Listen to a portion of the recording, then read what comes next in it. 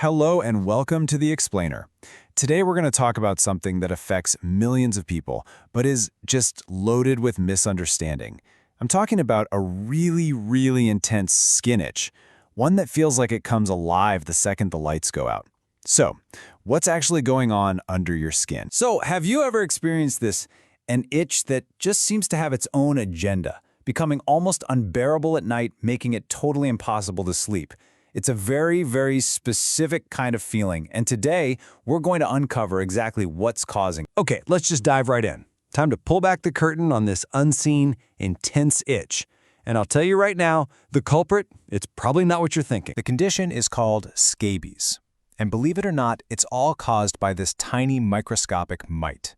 And this isn't just some bug crawling on your skin. No, this little guy actually burrows underneath the top layer of your skin to live its life and lay its eggs.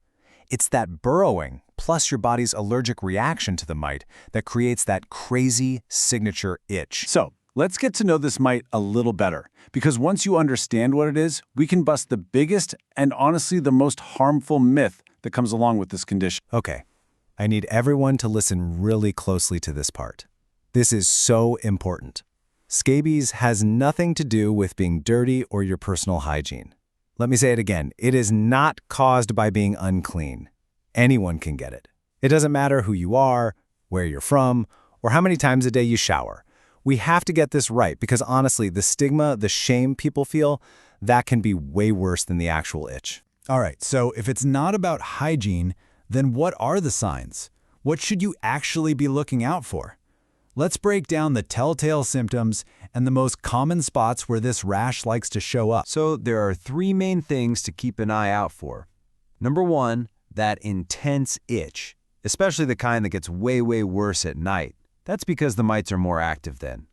Two, you'll see a rash, and it might look like little pimples or even blisters.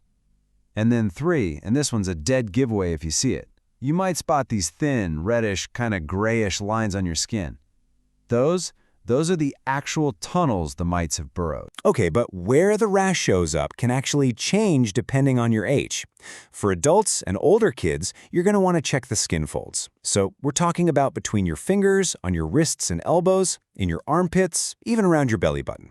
But for babies and really little kids, it can be different. For them, the rash can also pop up on their scalp or on the heels of their feet, which you don't typically see in adults. Okay, so the big question is, how does this even spread? If you have it, how'd you get it? And more importantly, how do you stop from giving it to someone else? Figuring out how it travels is the key to shutting it down. So scabies is super contagious, for sure. But here's the thing. You're not likely to get it from a quick handshake or a brief hug. It really needs prolonged skin-to-skin contact. Think holding hands for a while, sleeping in the same bed, that kind of thing. The other main way it spreads is by sharing stuff, like clothes, towels, or bedding from someone who's infected.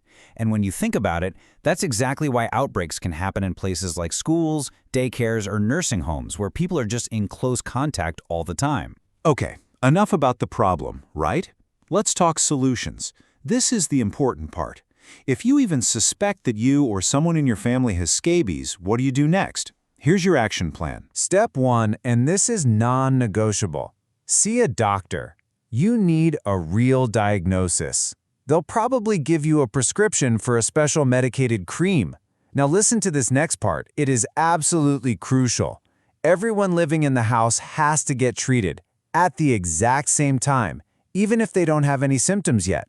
If you don't do this, you'll just keep passing it back and forth. It's the only way to break that cycle. And of course, always follow what your doctor says.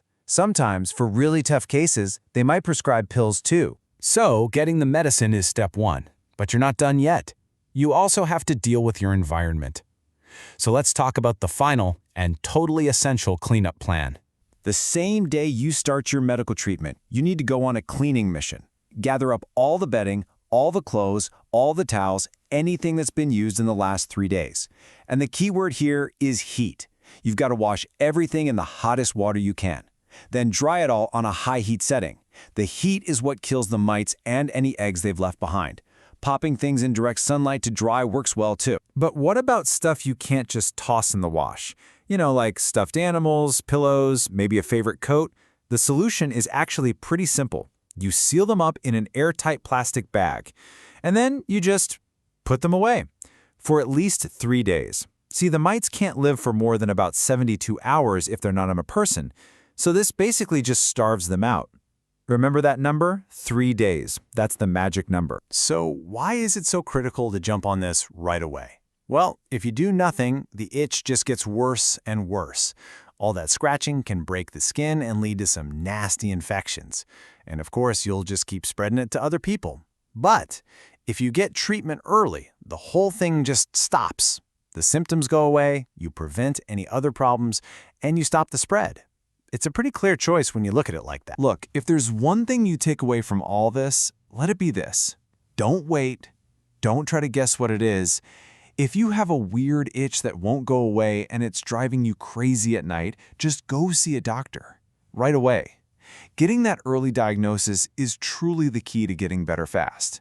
For you and for everyone you're close to. And that really brings us to the final point. Knowledge is everything here. You know, scabies really thrives when people are silent about it because of that stigma. But now you know the facts. You know it's a medical issue, not a hygiene problem, and you know it's totally treatable. So think about it. Who could you help just by sharing what you've learned today? Thanks so much for joining me.